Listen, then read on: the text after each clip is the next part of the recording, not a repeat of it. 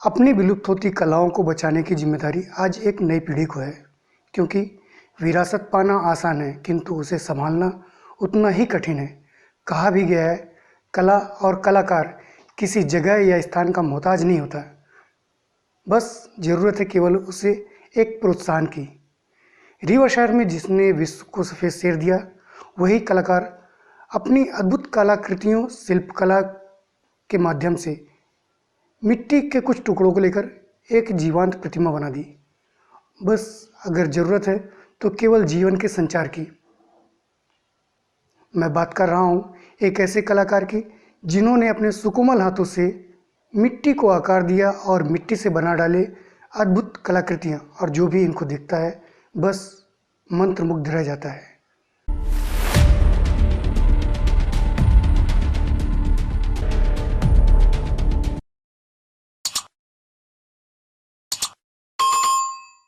नमस्कार, मैं हूं डॉक्टर शैलेंद्र और आप देख रहे हैं द डॉक्टर शैलेंद्र शो, सच तो सच है।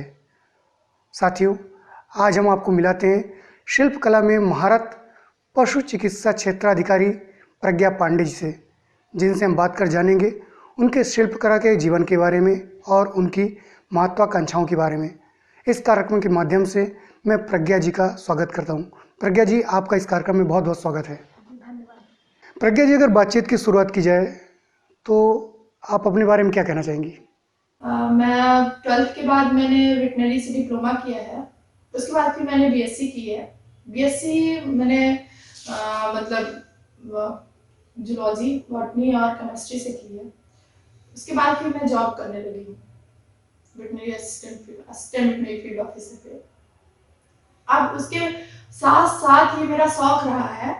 ये तो ठीक है, ये मेरी जॉब हो गई, रोटी पानी हो गई लेकिन उसके अलावा इंसान को जीने के लिए जो उसके विचार होते हैं, सिर्फ खाना पानी बस जरूरी नहीं होता है जीने के लिए, उसके विचार जरूरी होते हैं जीने के लिए। तो जो मेरे विचार हैं उसको कुछ लोग अपनी कविता के माध्यम से व्यक्त करते हैं, कुछ लोग नाटक के माध्यम से व्यक्त करते हैं। मैं जो मेरे अंदर जो विचार आती हैं, जो सोच मेरी रहती है, जो मेरे थॉट रहते हैं, उनको मैं अपनी मूर्तियों के माध्यम से व्यक्त कर सकती हूँ। हाँ, स्केच भी आता है मुझे, पेंटिंग्स भी मैं करती हूँ, स्केच भी करती हूँ, लेकिन मुझे सबसे ज्यादा सुकून जो आती है वो ऐसी मिट्टी को उठा के उसको लगा लगा के बस उसको गढ़ने में वो जो सुकून आता है, वो गीली मिट्टी, उस मिट्टी की जो सोधी महक होती है, और उसमें मैं इतनी मेहनत करती हूँ, 6-6 घंटे 7-7 घंटे कब बीत जाते, रात रात बीत जाती है मेरी, पता नहीं चलता मुझे। घर में मम्मी पापा बोलते थे जब मैं बचपन में खेलती थी, मैं और मेरा भाई हम दोनों करते हैं यही मिट्टी का काम। तो दोनों खेलते थे जब, तो मेरे बब्बा बोलते थे कि ये बच्चे कुम्हार के घरे पैदा हो जाए, कुम्हार के घरे में, ये हमारे घरे में काहे को पैदा हुए हैं। तो बस इसी तरह पता ही नहीं चलता टाइम का कि कब बीत गया टाइम, क्या है टाइम है क्या। अच्छा, जब मैं देखती हूँ टाइम देखती हूँ तो मुझे लगता है कि 4 घंटे 5 घंटे बीत जाते हैं, पता बिल्कुल भी नहीं चलता, ना प्यास लगती ना भूख लगती है, बस यही काम लगता है मैं बरसों बरस यही करती रहूँ। तो इसमें रुझान कैसे इसकी तरफ हो, जबकि आर्ट के और अपने मतलब कहने से विचारों को एक्सप्रेस करने के बहुत सारे तरीके हैं? हाँ जी जी बिल्कुल है।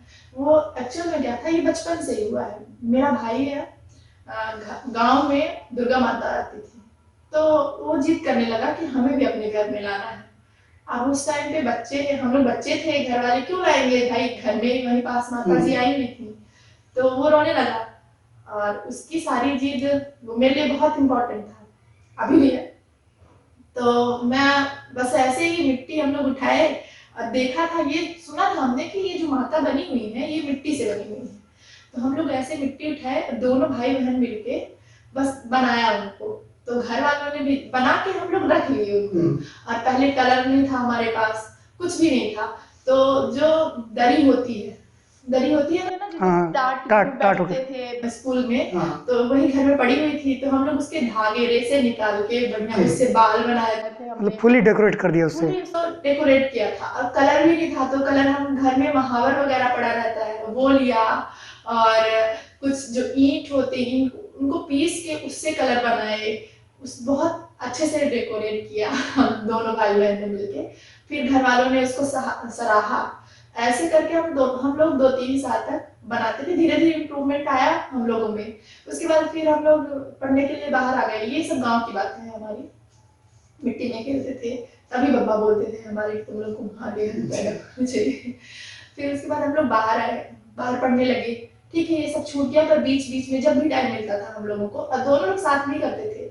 मम्मी मेरी बोलती है कि जब घर में शांति हो तो हमारे बच्चे यही दोनों करते रहे, नहीं तो बाकी हम लोग की लड़ाई झगड़े होती है जैसे भाई बहन। मतलब जब काम कर रहे हैं तब शांत हैं, नहीं तो फिर झगड़े चालू हैं। झगड़े चालू हैं। तो ऐसा होता था हम लोगों को। फिर उसके बाद ऐसा हुआ कि पढ़ाई पर बीच बीच में मेरा भाई करता रहता था काम। वो मुझसे ज्यादा अच्छा था, मतलब उसने कभी नहीं छोड़ी कंटिन्यूटी, वो लगातार करता रहा। बस मैं उसको थोड़ा थोड़ा सहयोग देती रही। उसी की वजह से मैं इसमें आई थी और हमेशा वही करता रहा। फिर क्या हुआ कि अब मैं पढ़ने लगी वेटनरी में, वेटनरी की स्टूडेंट हो गई। ठीक है, थोड़ा बिजी हो गई। उसके बाद फिर मेरे को जब जॉब मिला, और जॉब के लिए मैंने किया, जॉब एग्जाम वगैरह दिए। फिर बीच में मुझे गैप मिला 1 साल का। तो उस टाइम पे मैंने सोचा मैं क्या करूं, मुझे समझ नहीं आया कि मतलब क्या करना चाहिए ऐसे।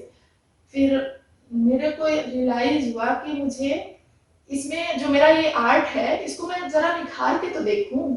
जो मतलब भूल रहा था उसको फिर से। भूल रहा था, वो लियोनार्डो दा विंची की, माइकल एंजेलो की एक डेविड है, उनकी एक बहुत अच्छी, मतलब उनका सबसे बेस्ट कलेक्शन था, बेस्ट कलेक्शन था। उसको मैंने पहले मैं नहीं जानती थी, तो बस मैंने उनको देखा, डेविड को। मुझे लगा कि क्या मैं इस तरह बना सकती हूँ। ठीक है, उसको देख के फिर मैं भूल भी गई। उसके बाद मैं कुछ दिन सोची कि हाँ मैं बनाती हूँ, नहीं बनाती हूँ। ऐसे टाइम निकलता रहा 1-2 महीने। फिर मैं जब बहुत ज़्यादा फ्रस्ट्रेट होने लगी, क्योंकि उस टाइम में मेरे पास कुछ काम नहीं था, मेरी पढ़ाई भी कंप्लीट हो गई थी, बस जॉब लगने वाली थी पर लगी नहीं थी उस टाइम पे मेरी। तो मैं उठाई मिट्टी, मैं घर में ऐसे ही भाई से बोली लेके आओ मिट्टी बनाते हैं। तो लेके आओ, हम लोग बनाए।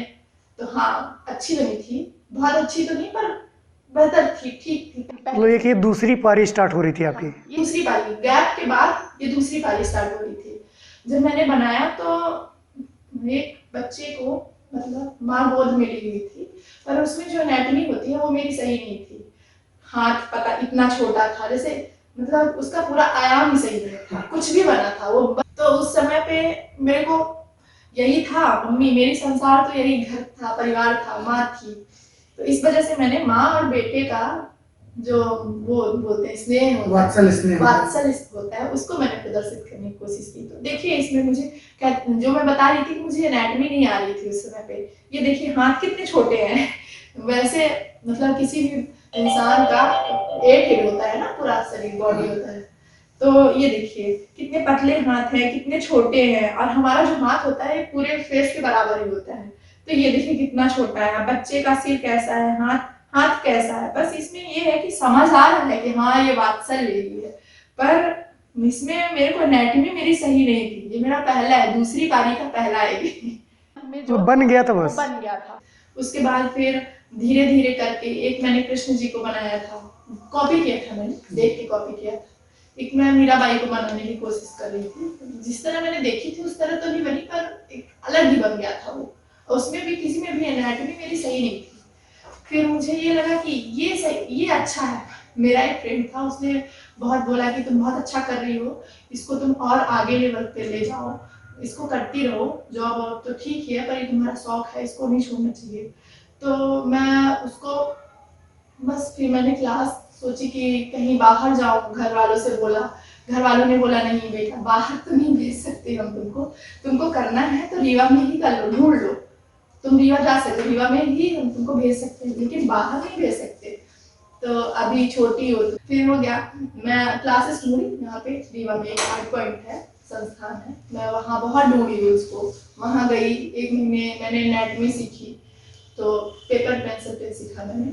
उसके बाद फिर जैसे जैसे मैं बनाती गई, और हाँ मेरे को कुछ नॉवेल्स पढ़ने की बहुत शौक थे, तो मैंने नॉवेल्स पढ़े। उसमें से जो मुझे आइडियाज आए, जैसे मतलब जो निगेटिव चीज़ें होती हैं, या कि बहुत वैसे स्पिरिचुअल चीज़ें जैसे होती हैं, वो उसमें उसके बारे में सोचना, उसके बारे में सुनना बहुत अच्छा लगता है। जब मैं सुनती हूँ, जब मैं ऐसी बुक्स पढ़ती हूँ, तो फिर मुझे बहुत अच्छे अच्छे आइडियाज आते हैं। जैसे वैसे मैंने वो पढ़ी थी, चंद्रकांता संतति पढ़ी थी। चंद्रकांता संतति पढ़ी थी, उसमें ऐसे बहुत सारे, वो क्या था, वैसे थी पूरे ना, तिलिस्मी से संबंधित था। वैसे नॉवेल थी। तो वो पूरा एक वो बना देता है, माहौल बना देता है, ऑरा बना देता है। तो ऐसी बुक्स जब पढ़ती हूँ, जब ऐसा कुछ बनाना होता है तो मैं ऐसी बुक्स पढ़ती हूँ, फिर वैसा पूरा ऑरा बन जाता है, फिर मेरे को आइडियाज आते हैं वैसे फिर मैं बनाती हूँ ऐसा कुछ भी करके।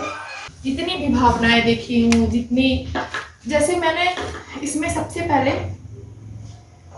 बचपना देखा मैंने, हम बच्चे थे, पहले बचपना देखा, वो यहाँ डाला मैंने। उसके बाद फिर अल्हड़पन देखा मैंने, किलकारी देखी, यहाँ डाला। आंखें, मैं ऐसे ही आंखें देखती थी, बैठी थी एक दिन, मैंने सोचा कि मतलब हमारे चेहरे में दो आंखें हमेशा साथ रहती हैं, लेकिन कभी भी एक दूसरे को देख नहीं पाती हैं। अगर हम उसकी जगह पे वहां पे रह के देखें तो वो दोनों आंखें एक दूसरे को कभी भी नहीं देख पाती हैं, दीवार रहती है उनके बीच में, हमारी नाक की दीवार रहती है।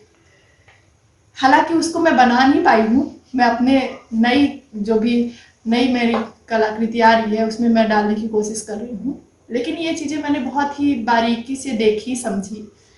मैंने देखा कि जो हमारी आंखें होती हैं तो उसमें दो दो लेयर होती है। तो उसमें ऊपर वाली जो पलकें होती हैं वो हमें धूल मिट्टी से बचाने के लिए भगवान ने हमारी पलक दी हुई है। हम कहते हैं कि जो मेल होता है वो स्ट्रेंथ का काम करता है, वो मतलब हमें सुरक्षा देता है, रक्षक होता है मेल, जिसको बोलते हैं पुरुष और सत्व जिसे बोला जाता है, वो रक्षक होता है। इसलिए मुझे लगा कि जो हमारी ऊपर वाली पलकें होती हैं वो मेल है, वो मेल है, वो रक्षक है। इस वजह से मैंने यहाँ पे ये देखिए, ध्यान से देखिए, ये मेल का मैंने इसको शेप दी है, रचना दी है। हमारी आंखों की ऊपरी पलक रक्षक है, मेल है, जो नीचे होती है वो सॉफ्टनेस होती है। और दोनों कहते हैं कि दोनों मेल फीमेल दोनों मिल के जीवन की गाड़ी चलाते हैं इसमें। और ये अंदर जो है, जो हमारी आंखें हैं, और वही पूरी जीवन उसी से हम देखते हैं।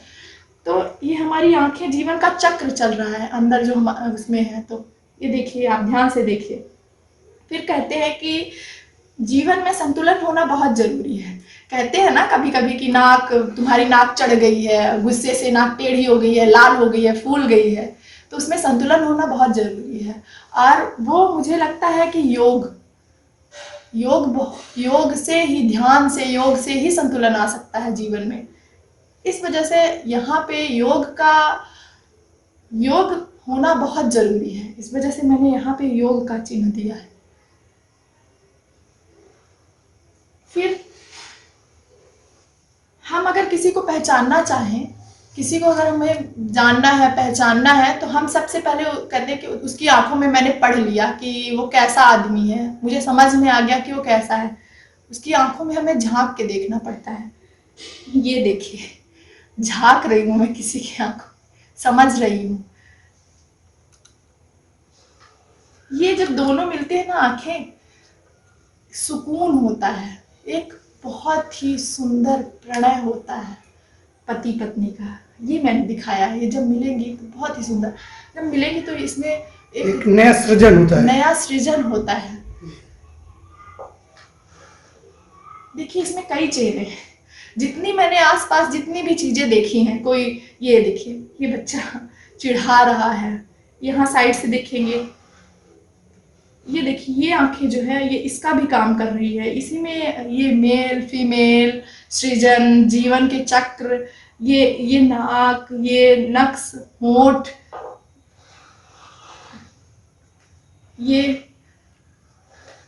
ये मस्त मौला वृद्धावस्था में भी है, पूरा एकदम झुर्रिया है, उसके चेहरे में झुर्रिया है, पर फिर भी मस्त है ये आदमी। यहाँ पे देखिए, ये जो इसका मतलब बढ़िया मस्त मौला आदमी है, ये देखिए, ये भी चिढ़ा ही रहा है। ये एक दूसरे से, सब एक दूसरे से मिले हुए हैं। ये देखिए, सब एक दूसरे से मिले हुए हैं, ये सब जीवन के पहलू हैं।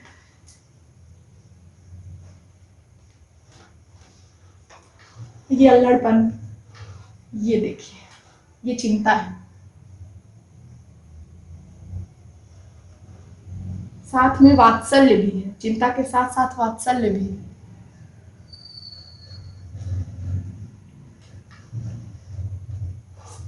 ये कान है, कहते हैं दीवालों के भी कान होते हैं, उसको भी हम इंसान ही रूप ही देते हैं। ये भी इंसान ही है। जीव हमारे शरीर का हर एक अंग इंसान ही होता है, उसका काम बटा हुआ होता है। जैसे हमारे यहाँ डिपार्टमेंट बटे हुए होते हैं, आर्मी डिपार्टमेंट हो गया, मेडिकल डिपार्टमेंट हो गया, वेटनरी डिपार्टमेंट हो गया, ऐसे ही हमारे बॉडी में जितने भी अंग हैं उनका काम बटा हुआ होता है। हाँ, तो जैसे अब चूंकि अब सर्विस रहा और सर्विस के साथ साथ अपना जो आर्ट था, इसके बीच अब सामंजस्य की बात आ रही थी, जी, तो वो कैसे फिर बैठा पाई? वो बहुत थोड़ा शुरू में स्टार्टिंग में बहुत ही दिक्कतें आई, क्योंकि मैं इसको टाइम नहीं दे पा रही थी बिल्कुल भी। उसके बाद फिर घर वालों ने भी बहुत सपोर्ट किया, और साथ साथ में जैसे ऐसा होता है कि इंसान फ्री तो होता ही है, घर तो आएगा ही शाम को। हाँ। तो घर में खाना पीना ना बना के मैं इसमें लग जाती थी। घर में सब लोग सपोर्ट करते थे, तो इसके साथ साथ मुझे इसमें टाइम मिल जाता था। घर में ऐसा है कि मेरी मम्मी जो है, तो वो मुझे खुद अपने हाथ से खिला देती थी। इसको मैं करती रहती थी, वो मुझे खुद अपने हाथ से खिला देती थी। इतना मुझे सपोर्ट मिलता था घर पे। बस इसी तरह मेरा ये काम होता गया। बीच में थोड़ा सा गैप हो जाता था, फिर वापस जैसे मैं छोड़ूं कुछ दिन के लिए, 10-15 दिन के लिए, मुझे लगे कि मैं कुछ नहीं कर रही, कुछ खाली हो गया है। कुछ खाली हो गया है, कुछ बचा ही नहीं, मैं कुछ कर ही नहीं रही हूँ, मैं हूँ ही नहीं। मुझे लगता था कि मतलब ये एक अपनी पहचान बनती जा रही धीरे धीरे। हाँ, ये मेरी पहचान है। ये अगर ये नहीं करती हूँ तो मुझे लगता है कुछ नहीं किया, अभी मैंने कुछ किया ही नहीं। इस मूर्ति बनाने की जो प्रेरणा थी, आपको किससे मिली? मूर्ति बनाने की प्रेरणा मैंने कहा ना कि बताया, मैं सबसे पहले मूर्ति जो मैं अपने भाई की जिद के लिए बनाई। मतलब भाई की जिद से ही प्रेरित होकर के? जी, भाई की जिद से मैंने प्रेरित हुई, मतलब मैंने बनाई। वो प्रेरणा नहीं थी, वो एक्चुअल में क्या थी कि बस उसकी जिद पूरी की मैंने।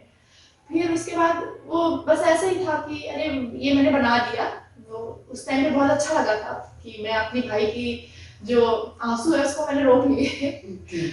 और उसके बाद फिर मुझे प्रेरणा ऐसे मिली कि जब मैं पहली बार बनाई, मैं अपने फ्रेंड को भेजी, क्योंकि वो राइटर था। ऐसे उस समय पे सब लोग साथ में ही परेशान थे, फ्रस्ट्रेशन में थे, वो सब लोग 25 लोग थे। मतलब फ्रस्ट्रेशन का एक लेवल जो है कई लोगों के बीच में था। अब सब लोग अपना फ्रस्ट्रेशन को दूर करने के लिए, जिसके पास जो भी था, उसके पास राइटिंग थी, किसी के पास पोएट्री थी, मेरे पास ये था, तो सब लोग आपस में शेयर कर रहे थे।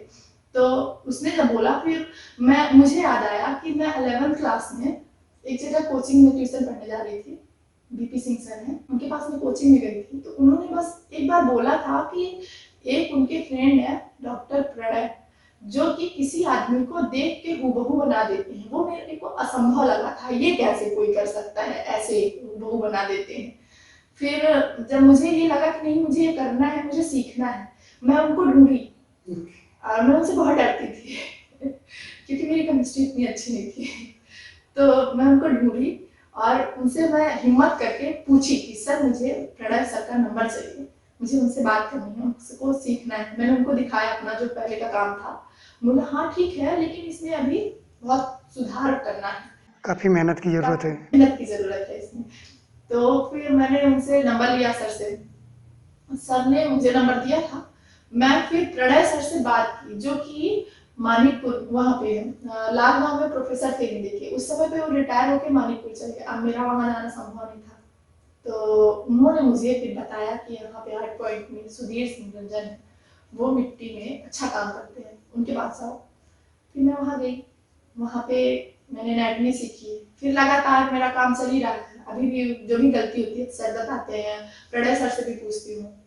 और फिर उसके बाद मैं कई सारे, जैसे मैं दिल्ली गई, जबलपुर गई, मंडला गई, कई जगह पे एग्जीबिशन हुए वहाँ पे मेरे, और कई जगह मैंने सीखा भी, देखा भी।